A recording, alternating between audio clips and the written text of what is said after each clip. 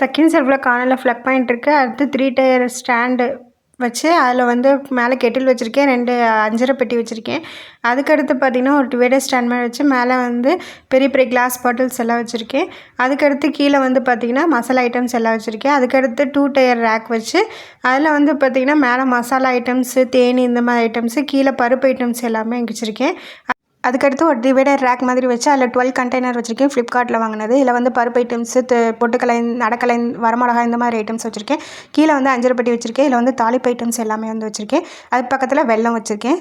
அதுக்கடுத்து பார்த்திங்கன்னா ஒரு ஸ்டாண்ட் வச்சு அதில் ஸ்பூனு, கிச்சன் டூல்ஸ் எல்லாம் வச்சுருக்கேன்.